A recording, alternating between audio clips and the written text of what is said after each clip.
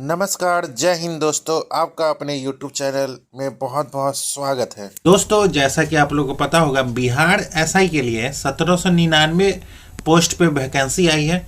ये जो वैकेंसी है वो 30 महीने बाद आई है।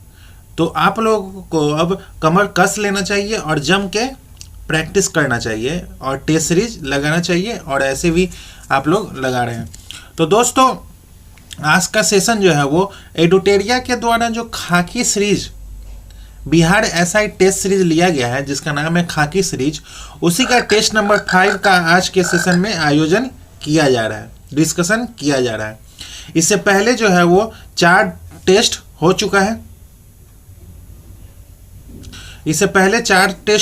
है। आज के सेशन में 5वां टेस्ट होने वाला है। अगर आपको इसका पीडीएफ चाहिए तो आप हमारे टेलीग्राम लिंक से जुड़ सकते हैं। टेलीग्राम का लिंक जो है वो इस वीडियो के डिस्क्रिप्शन में है, वहां से जाके आप टेलीग्राम ज्वाइन कर ले। आपको इससे पहले जो 4 टेस्ट हो चुका है उसका पीडीएफ प्रोवाइड करवा दिया जाएगा, वहां पे पीडीएफ आपको मिल जाएगा। और अगर आप इससे पहले जो 4 टेस्ट हुआ है उसका डिस्कशन देखना चाह रहे हैं तो आप हमारे यूट्यूब के प्लेलिस्ट में जाइए, वहां पर चारों टेस्ट का डिस्कशन हुआ है।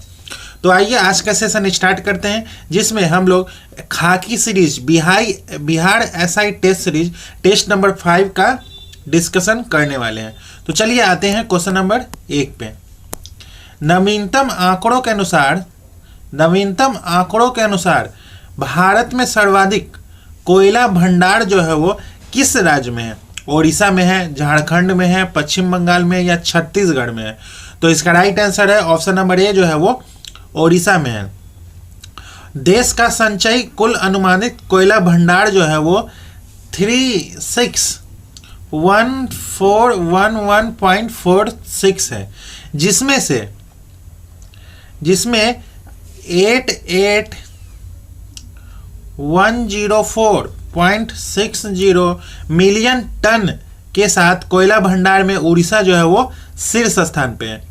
और सेकंड नंबर पे झारखंड है। अब बिहार में अनुमानित कोयला भंडार जो है वो 44,371.8 है टन है। अब चलिए आते हैं नेक्स्ट क्वेश्चन पे, क्वेश्चन नंबर 2। डिजिटल प्रशिक्षण प्लेटफॉर्म एकलव्य का अनावरण किसने किया था? भारतीय सेना, डीआरडीओ, आईआईटी बॉम्बे या इसरो? तो इसका राइट आंसर है ऑप्शन नंबर ए जो है वो भारतीय सेना ने किया था। भारतीय सेना ने अधिकारियों के प्रशिक्षण में क्रांतिकारी बदलाव लाने के उद्देश्य से एक ऑनलाइन शिक्षण मंच एकलव्य जो है वो लॉन्च किया है। अब चलते हैं क्वेश्चन नंबर 3 पे। भारत और अमेरिका के बीच होने वाले संयुक्त सैन्य अभ्यास युद्ध अभ्यास 2024 का आयोजन कहाँ किया गया है? मेघालय में, हिमाचल प्रदेश में, राजस्थान में या उत्तराखंड में? तो इसका राइट आंसर है ऑप्शन नंबर सी जो है वो राजस्थान में किया गया है। युद्ध अभ्यास भारत और अमेरिका के बीच होने वाले संयुक्त सैन्य अभ्यास है। 2024 में युद्ध अभ्यास का 20वां संस्करण 9 से 22 सितंबर को राजस्थान के महाजन फील्ड फायरिंग रेंज में आयोजित हुआ है। अब चलते हैं क्वेश्चन नंबर 4 पे। जुलाई 2024 में नीति आयोग द्वारा नवीनतम सतत विकास लक्ष्य SDG भारत सूचकांक 2023-24 जारी किया गया है। इसमें भारत का समग्र स्कोर कितना है?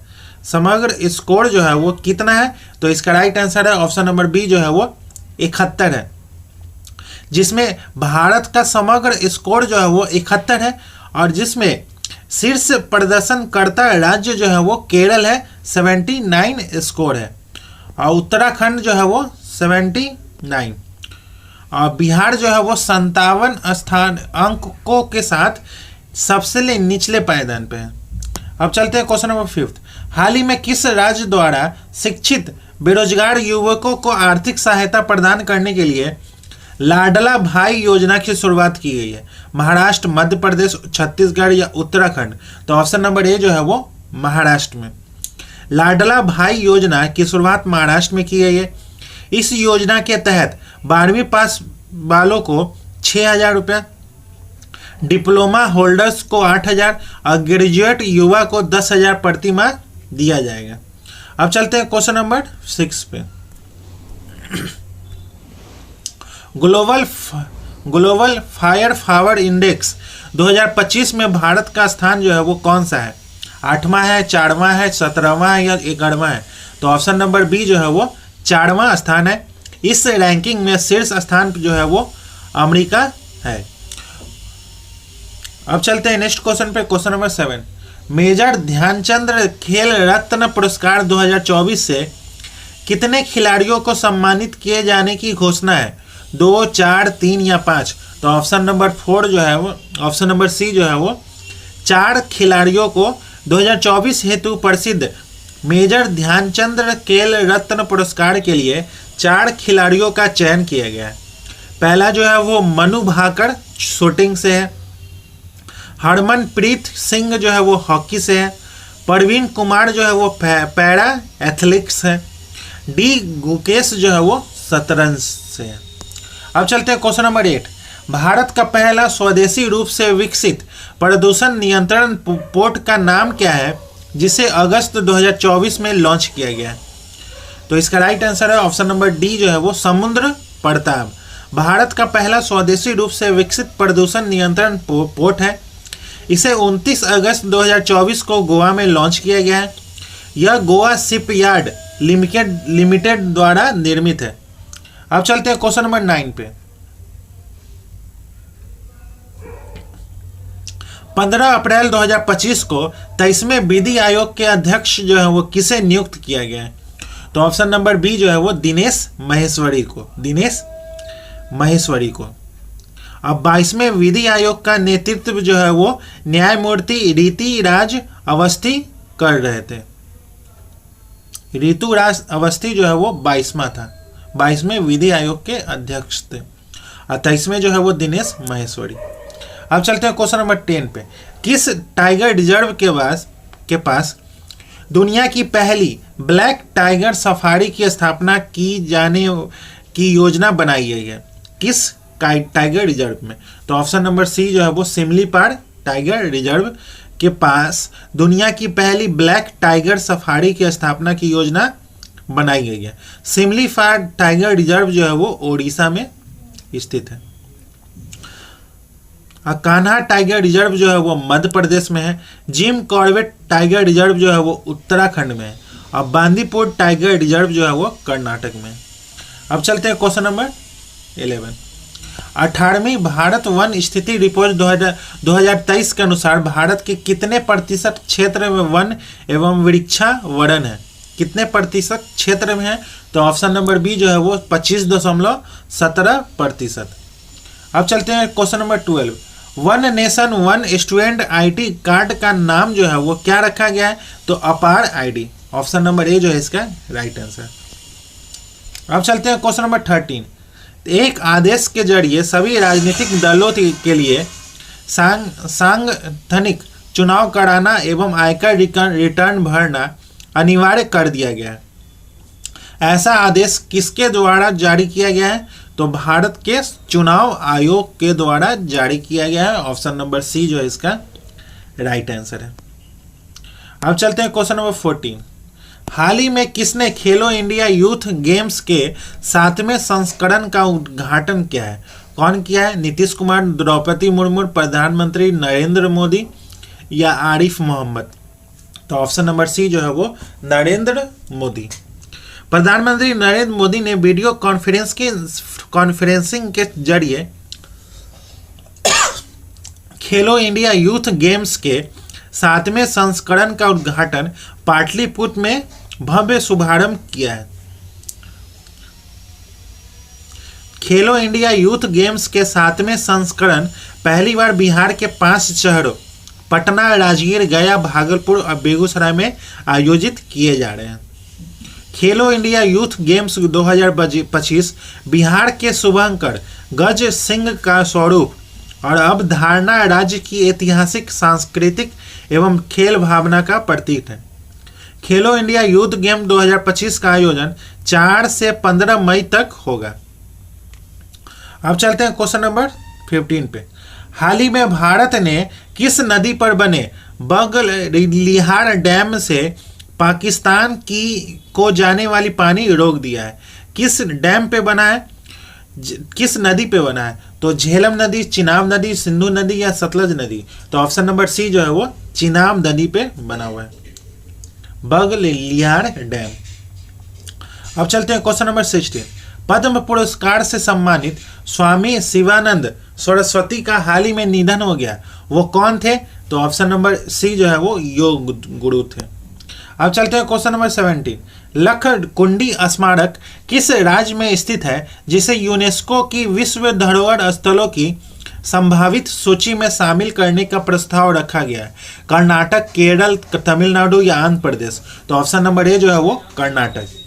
कर्नाटक सरकार ने लखकुंडी स्मारकों और चालुक्यकालीन मंदिरों को यूनेस्को की अस्थायी सूची में शामिल कराने हेतु प्रस्ताव तैयार किया है। इसका निर्माण जो है वो 10वीं से लेकर 12वीं शताब्दी में कल्याण चालुक्य वंश के शासन में हुआ था। इसका महत्व जो है वो चालुक्य युग की स्थापत्य तकनीकों और सांस्कृतिक उत्कर्ष के अद्वितीय उदाहरण है। अब चलते हैं नेक्स्ट क्वेश्चन पे, क्वेश्चन नंबर 18। लोकसभा अध्यक्ष ओम बिरला ने 2025-26 के कार्यकाल के लिए किसे संसदीय प्राक्कलन समिति का अध्यक्ष नियुक्त किया है?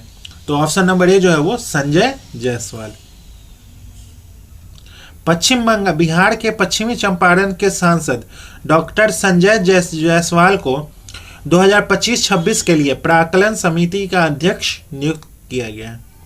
अब चलते हैं प्राक्कलन समिति जो है वो, यह समिति बजट में सरकार द्वारा प्रस्तावित व्यय के अनुमानों की जांच करती है। यह समिति लोकसभा के सदस्यों से ही बनी होती है। इस समिति के अध्यक्ष की नियुक्ति 1 वर्ष के लिए लोकसभा अध्यक्ष द्वारा किया जाता है। यह 30 सदस्यों वाली संसद की सबसे बड़ी समिति होती है। अब चलते हैं नेक्स्ट क्वेश्चन पे, क्वेश्चन नंबर 19। स्थानीय स्तर पर छोटे नगरों में प्रशासन चलाने वाली इकाई को क्या कहा जाता है? नगर निगम, नगर पंचायत, नगर परिषद या छावनी बोर्ड? तो ऑप्शन नंबर सी जो है वो नगर परिषद। नगर परिषद एक छोटा कस्बा या शहर का स्थानीय स्वशासन निकाय है। यह नगर पालिका या नगर निगम से छोटा होता है और इसमें शहरी क्षेत्रों के लिए प्रशासनिक और विकास कार्य करने की जिम्मेदारी होती है। अब चलते हैं क्वेश्चन नंबर 20। ग्राम पंचायत सचिव के संबंध में कौन सा कथन जो है वो सही है? ग्राम पंचायत सचिव के संबंध में उसे राज्य सरकार द्वारा नियुक्त किया जाता है। ऑप्शन नंबर सी जो है इसका राइट आंसर है। ग्राम पंचायत का एक सचिव होता है जो ग्राम सभा का भी सचिव होता है।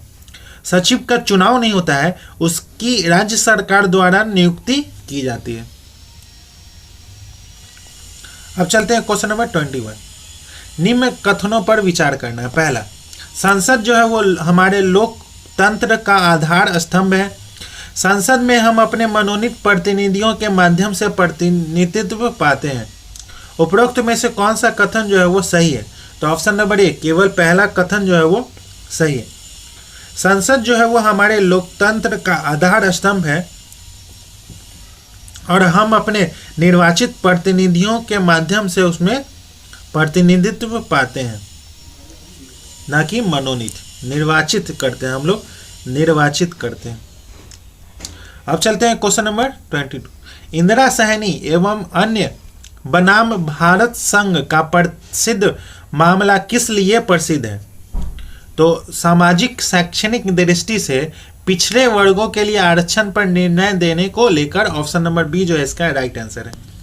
अब चलते हैं क्वेश्चन नंबर 23। न्यायालय द्वारा परमादेश का रिट किसके विरुद्ध जारी किया जाता है? तो सार्वजनिक पदाधिकारी के विरुद्ध। ऑप्शन नंबर बी जो है इसका राइट आंसर।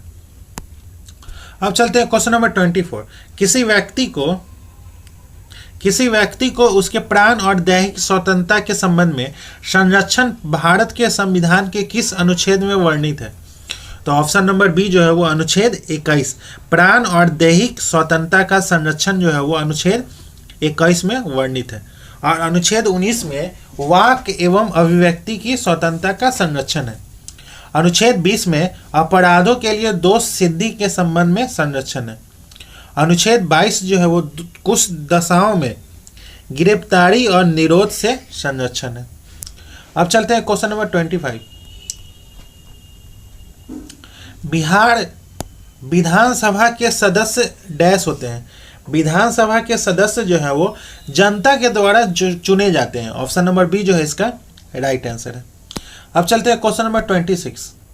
निम्नलिखित कथनों पर विचार करना है। पहला जो है वो केवल लोकसभा में ही धन विधेयक प्रस्तुत किया जा सकता है। मंत्री परिषद केवल लोकसभा के प्रति उत्तरदायी है, राज्यसभा के प्रति नहीं है। तो इसका राइट आंसर है ऑप्शन नंबर सी जो है वो 1 और 2 दोनों सही है। अब चलते हैं क्वेश्चन नंबर 27। स्वतंत्र भारत के प्रथम विदेश मंत्री जो थे वो कौन थे? तो ऑप्शन नंबर बी जो है वो जवाहरलाल नेहरू थे। अब चलते हैं क्वेश्चन नंबर 28। सूची 1 का सूची 2 से मिलान करना है। भारतीय जन संघ जो है वो Shyama Prasad Mukherjee. Republican Party of India जो है वो डॉक्टर भीमराव अम्बेडकर। और स्वतंत्र पार्टी जो है वो KM मुंशी। तो इसका राइट आंसर है ऑप्शन नंबर बी जो है इसका राइट आंसर है। अब चलते हैं क्वेश्चन नंबर 29। निम्नलिखित में से कौन विषाणु जनित रोग है? कौन सा जो है वो विषाणु जनित रोग है? तो पोलियो जो है वो ऑप्शन नंबर सी जो है इसका राइट आंसर है। अब चलते हैं क्वेश्चन नंबर 30। प्राकृतिक चयन की अवधारणा किसने प्रस्तुत किया था? किसने प्रस्तुत किया था प्राकृतिक चयन की अवधारणा? तो ऑप्शन नंबर बी जो है वो डार्विन ने किया था। डार्विन ने किया था। अब चलते हैं क्वेश्चन नंबर 31।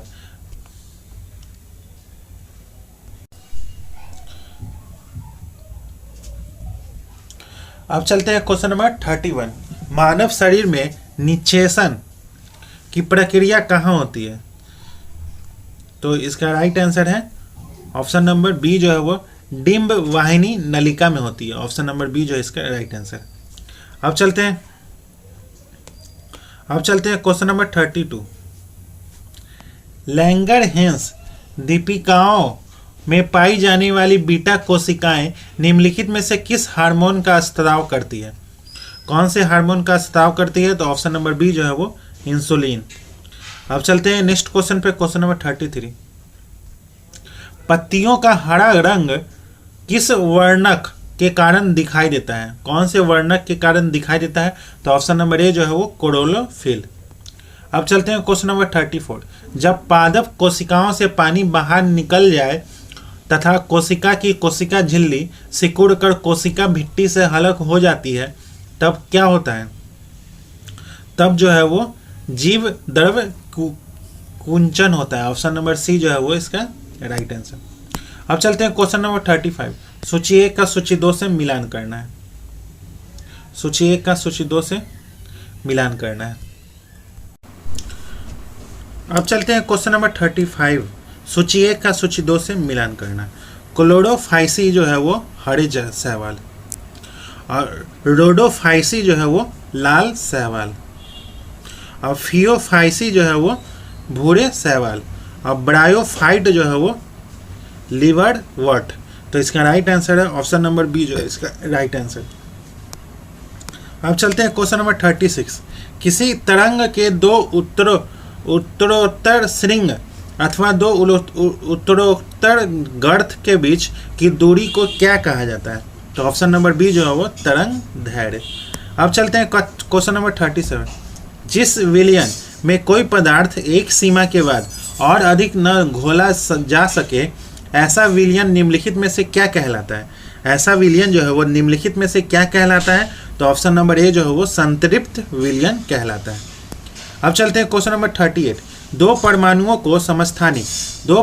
को समस्थानिक आइसोटोप कहा जाता है यदि उनकी परमाणु संख्या समान परंतु द्रव्यमान संख्या जो है वो भिन्न होता है। आइसोटोप जो है वो उनकी परमाणु संख्या समान रहती है लेकिन द्रव्यमान संख्या जो है वो भिन्न रहती है। तो इसका right answer option number A जो है इसका राइट आंसर है। अब चलते हैं क्वेश्चन नंबर 39। निम्नलिखित में से सर्वाधिक और न्यूनतम अभिक्रियाशीलता वाला युग्म जो है वो कौन सा है? तो ऑप्शन नंबर डी जो है वो पोटेशियम और गोल्ड। अब चलते हैं क्वेश्चन नंबर 40। आवर्त सारणी में लिथियम से सीजियम की ओर जाने पर क्षार धातुओं का घनत्व जो है वो सामान्यतः बढ़ता है। ऑप्शन नंबर बी जो है इसका राइट आंसर है। अब चलते हैं क्वेश्चन नंबर 41। स्थिर आयतन पर किसी निश्चित मात्रा पर गैस का दाब उसके परम ताप के समानुपाती होता है। यह निम्नलिखित में से कौन सा नियम है? कौन सा नियम है? तो इसका राइट आंसर है ऑप्शन नंबर सी जो है वो गे लुसेक का नियम। ऑप्शन नंबर सी जो है इसका राइट आंसर। अब चलते हैं क्वेश्चन नंबर 42। न्यूटन का गति का दूसरा नियम जो है वो क्या है? तो बल के प्रभाव को समझने में सहायक है। न्यूटन के गति का दूसरा नियम जो है वो यह समझने में सहायता करता है कि बल वस्तुओं की गति को किस प्रकार प्रभावित करता है। ऑप्शन नंबर बी जो है इसका राइट आंसर है। अब चलते हैं क्वेश्चन नंबर 43।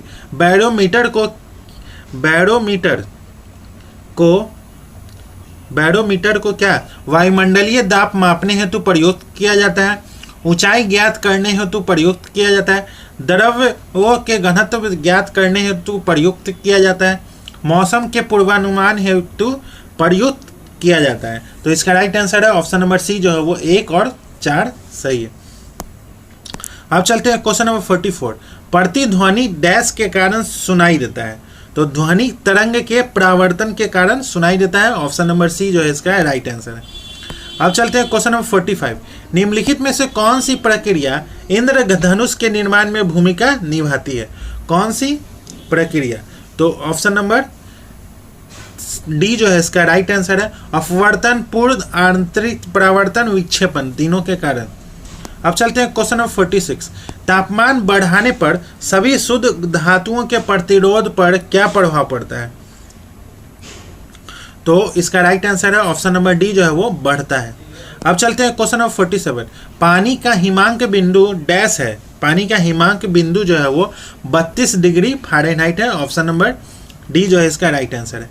मैग्नीशियम 2+ आयन का इलेक्ट्रॉनिक विन्यास जो है वो क्या है? तो 2-8 है। ऑप्शन नंबर सी जो है इसका राइट आंसर है।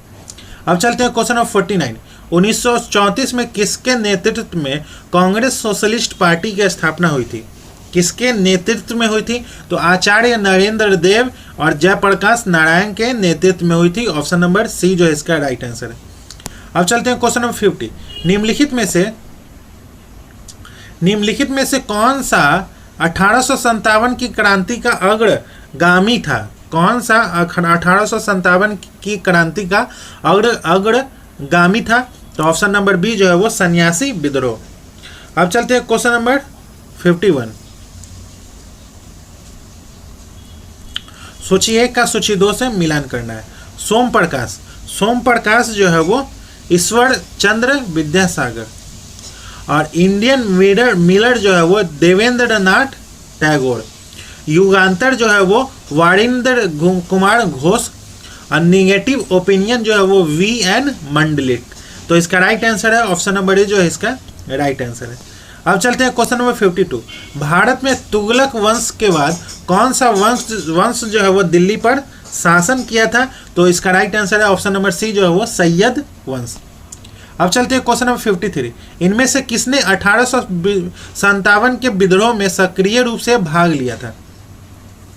कौन सा लिया था? तो नाना साहब, बेगम हजरत महल, मौलवी अहमदुल्ला, या इनमें से सभी? तो ऑप्शन नंबर डी जो है वो इनमें से सभी इसका राइट आंसर है। अब चलते हैं क्वेश्चन नंबर 54। उस स्वतंत्रता सेनानी का नाम बताइए जिन्होंने गवर्नर जनरल को निमांतित पंक्तियां लिखी थी। मैंने घुटने टेक कर रोटी मांगी लेकिन उसके बजाय मुझे पत्थर मिला। मैं ऐसे प्रत्युत्तर से आश्चर्यचकित नहीं हूँ। ब्रिटिश राष्ट्र केवल शक्ति के समान झुकता है। ये किसने लिखा था? तो ऑप्शन नंबर सी जो है वो महात्मा गांधी ने लिखा था। अब चलते हैं क्वेश्चन नंबर 55। नाजीवाद किसका समर्थक था? नाजीवाद जो है वो किसका समर्थक था? तो राज्य की सर्वोच्चता के सिद्धांत का समर्थक था। ऑप्शन नंबर सी जो है इसका राइट आंसर है। अब चलते हैं क्वेश्चन नंबर 56। निम्नलिखित में से कौन यूटोपिया नामक पुस्तक का लेखक है? कौन जो है वो यूटोपिया नामक पुस्तक का लेखक है? तो ऑप्शन नंबर डी जो है वो थॉमस मोर है। अब चलते हैं नेक्स्ट क्वेश्चन पे, क्वेश्चन नंबर 57। लोथल नगर के संदर्भ में निम्नलिखित में से कौन सा कथन सही नहीं है? कौन सा कथन जो है वो सही नहीं है? तो यह गुजरात में माही नदी के किनारे बसा है। ऑप्शन नंबर ए जो है इसका राइट आंसर नहीं सही है। तो ये जो है वो गुजरात में माही नदी के किनारे बसा था। ये माही नदी नहीं, ये जो है वो साबरमती नदी की भोगवा नदी के तट पर स्थित था।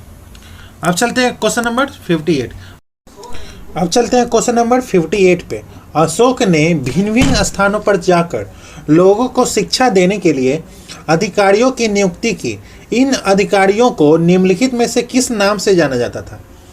तो इसका राइट आंसर है ऑप्शन नंबर सी, धम्म महामात्र के नाम से जाना जाता था। अब चलते हैं क्वेश्चन नंबर 59। गंधार कला शैली एक समन्वय है।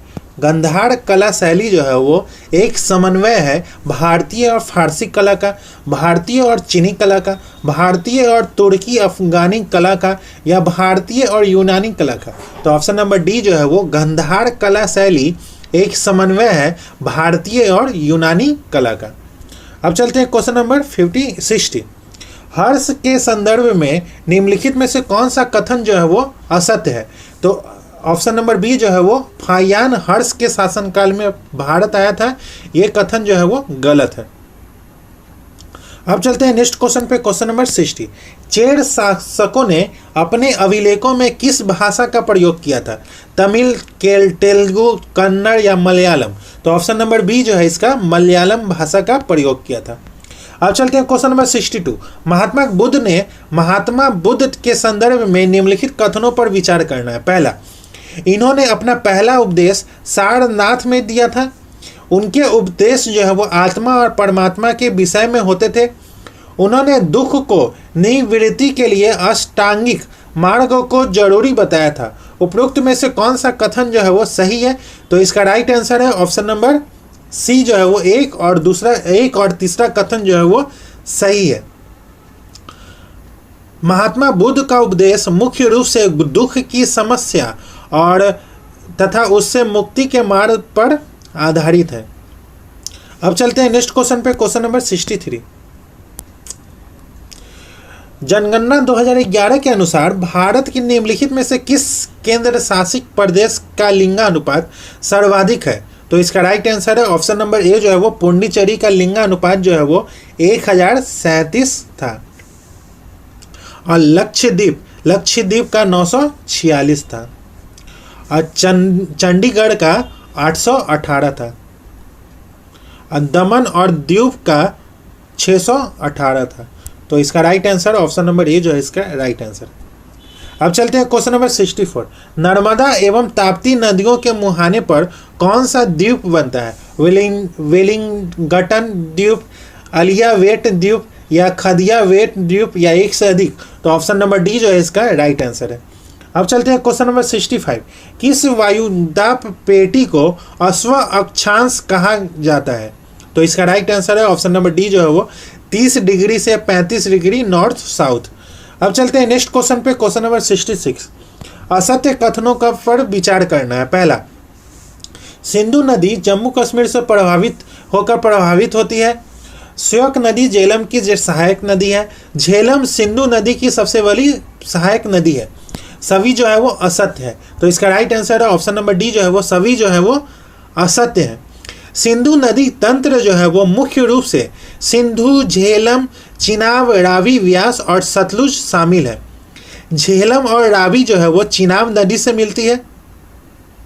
अब व्यास नदी जो है वो सतलुज नदी से मिलती है। और सतलुज और चिनाब नदी जो है वो मिलकर पंचनद नदी बनाती है। अब चलते हैं नेक्स्ट क्वेश्चन पे, क्वेश्चन नंबर 67। ड्रैकन्सबर्ग पर्वत जो है वो किस महाद्वीप में है? तो इसका राइट आंसर है ऑप्शन नंबर बी जो है वो अफ्रीका महाद्वीप में है। अब चलते हैं क्वेश्चन नंबर 68। नर्मदा नदी पे कौन सा बांध है? तो नर्मदा नदी पे ओंकारेश्वर बांध है। और चंबल नदी पे राणा प्रताप सागर बांध है। कृष्णा नदी पे नागार्जुन सागर है। कावेरी नदी पे मैट्टूर बांध है। तो इसका राइट आंसर है ऑप्शन नंबर डी जो है इसका राइट आंसर है। अब चलते हैं क्वेश्चन नंबर 69। किला हुआ ज्वालामुखी जो है वो किस द्वीप पर स्थित है? तो इसका राइट आंसर है ऑप्शन नंबर सी, जो है वो हवाई द्वीप पर स्थित है। अब चलते हैं क्वेश्चन नंबर 70। निम्नलिखित में कौन बंदरगाह तमिलनाडु तट पर स्थित नहीं है? कौन सा बंदरगाह जो है वो तमिलनाडु तट पर स्थित नहीं है? तो ऑप्शन नंबर डी जो है वो मछलीपट्टनम बंदरगाह जो है वो तमिलनाडु तट पर स्थित नहीं है। ऑप्शन नंबर डी जो है इसका राइट आंसर है। अब चलते हैं क्वेश्चन नंबर 71। निम्नलिखित में से कौन सी जनजातीय राज्य की कौन सी जोड़ी सही सम्मिलित नहीं है? कौन सी सही सम्मिलित नहीं है? तो भील जो है वो गुजरात में है, गद्दी जो है वो हिमाचल प्रदेश, टोडा जो है वो तमिलनाडु, वासी जो है वो केरल नहीं होगा, ये लक्षद्वीप होगा। वासी जो है वो लक्षद्वीप। तो ऑप्शन नंबर डी जो है वो असत्य है। अब चलते हैं क्वेश्चन नंबर 72। विश्व में कॉफी का सर्वाधिक उत्पादन जो है वो कहाँ होता है? तो ऑप्शन नंबर डी जो है वो ब्राजील में होता है। कॉफी का सर्वाधिक उत्पादन जो है वो ब्राजील में होता है। विश्व का कहवा पात्र जो है वो ब्राजील को कहा जाता है। ब्राजील के सैंटोस पतन को कहवा पतन कहा जाता है। अब चलते हैं क्वेश्चन नंबर 73। ताल की मिट्टी किस फसल के लिए उपयुक्त मानी जाती है? तो ऑप्शन नंबर बी जो है वो रबी फसल के लिए उपयुक्त मानी जाती है। अब चलते हैं नेक्स्ट क्वेश्चन पे, क्वेश्चन नंबर 74। असंगत जोड़ों की पहचान करना है। उदयपुर वन्यजीव अभ्यारण्य जो है वो पश्चिम चंपारण में, वड़ेला वन्यजीव अभ्यारण्य जो है वो वैशाली में, वाल्मीकि वन्यजीव अभ्यारण्य जो है वो पूर्वी चंपारण में नहीं, पश्चिमी चंपारण में है, और भीमबांध वन्यजीव अभ्यारण्य जो है वो मुंगेर में है। तो ऑप्शन नंबर बी सी जो है वो असंगत है। अब चलते हैं क्वेश्चन नंबर 75। उत्तर पश्चिम भारत में सर्दियों के दिनों में होने वाली वर्षा का संबंध किस मानसून विक्षोभ से है? तो ऑप्शन इसका राइट आंसर है ऑप्शन नंबर सी जो है वो पश्चिमी विक्षोभ से है। अब चलते हैं क्वेश्चन नंबर 76।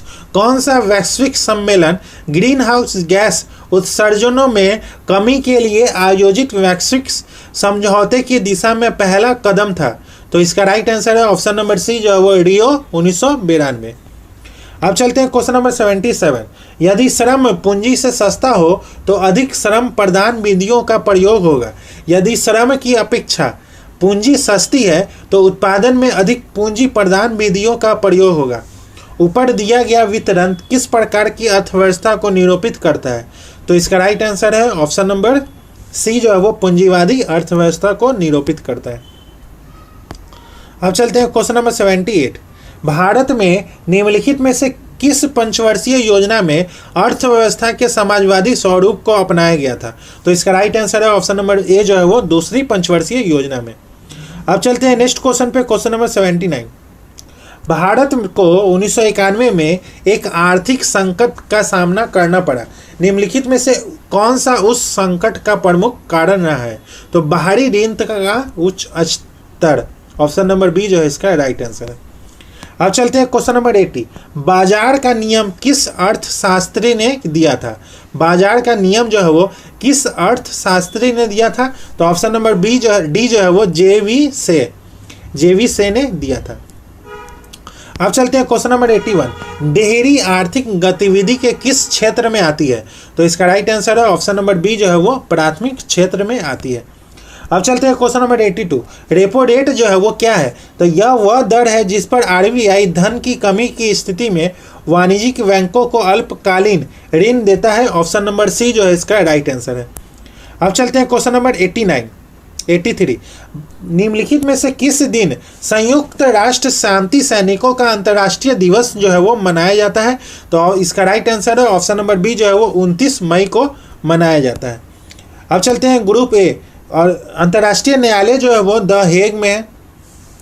खाद्य और कृषि संगठन जो है वो रोम में है, और यूनिसेफ जो है वो न्यूयॉर्क में है।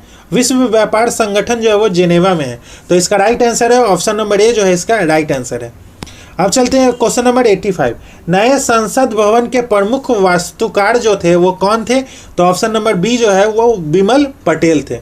अब चलते हैं क्वेश्चन नंबर 86। गैबोन देश की राजधानी जो है वो निम्न में से कौन सी है?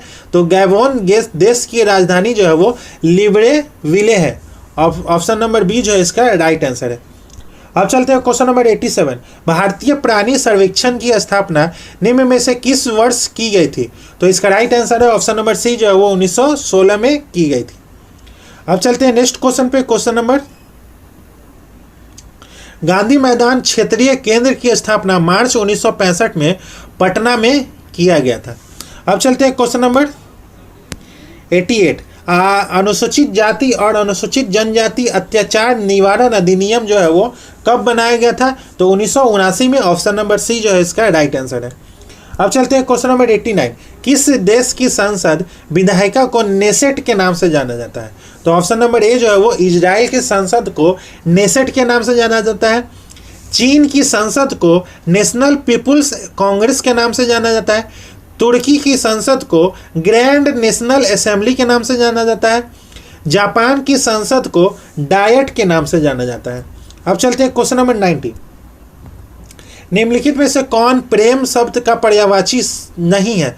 कौन सा प्रेम शब्द का पर्यायवाची नहीं है? तो घृणा जो है वो प्रेम शब्द का पर्यायवाची जो है वो नहीं है। अब चलते हैं नेक्स्ट क्वेश्चन पे। Question number 91। जो कम बोलता है उसके लिए उपयुक्त शब्द जो है वो कौन सा है? तो मितभाषी मतलब कम बोलने वाला। अब चलते हैं क्वेश्चन नंबर 92। भरपेट किस समाज का उदाहरण है? तो अवयवी भाव समाज का उदाहरण है। अब चलते हैं क्वेश्चन नंबर 93 का ऑप्शन नंबर डी जो है इसका राइट आंसर है। क्वेश्चन नंबर 94 का ऑप्शन नंबर ए जो है इसका राइट आंसर है। क्वेश्चन नंबर 94 का ऑप्शन नंबर ए जो है इसका राइट आंसर है। क्वेश्चन नंबर 95 का ऑप्शन नंबर सी जो है राइट आंसर है। अब चलते हैं क्वेश्चन नंबर 96। क्वेश्चन नंबर 96 का ऑप्शन नंबर डी जो है इसका राइट आंसर है। क्वेश्चन नंबर 97 का ऑप्शन नंबर डी जो है इसका राइट आंसर है। क्वेश्चन नंबर 98 का ऑप्शन नंबर सी जो है वो इसका राइट आंसर है। 5 जो है वो 5 × 2 + 1 11 हो गया। 11 × 2 + 3 22 और +3 25 हो गया। अब चलते हैं नेक्स्ट क्वेश्चन पे। Question number 99। क्वेश्चन नंबर 99 का ऑप्शन नंबर ए जो है इसका राइट आंसर है। क्वेश्चन नंबर 100 का ऑप्शन नंबर ए जो है इसका राइट आंसर है। तो दोस्तों आज का सेशन यही समाप्त होता है, जिसमें हम लोगों ने बिहार एसआई के लिए जो खाकी सीरीज एडोटेरिया के द्वारा जो चलाया जा रहा है उसी का आज टेस्ट नंबर 5 का डिस्कशन किए हैं।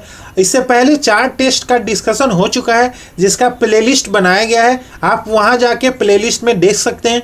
अगर आपको उसका पीडीएफ चाहिए तो आप हमारे टेलीग्राम लिंक से जुड़ सकते हैं। टेलीग्राम का लिंक जो है वो इस वीडियो के डिस्क्रिप्शन में है। टेलीग्राम में आपको वो पीडीएफ प्रोवाइड हो चुका है, तो आप वहां से उसको डाउनलोड कर सकते हैं। तो दोस्तों आज का सेशन यहीं समाप्त होता है, जिसमें तो मिलते हैं किसी और नेक्स्ट सेशन के साथ। तब तक के लिए धन्यवाद।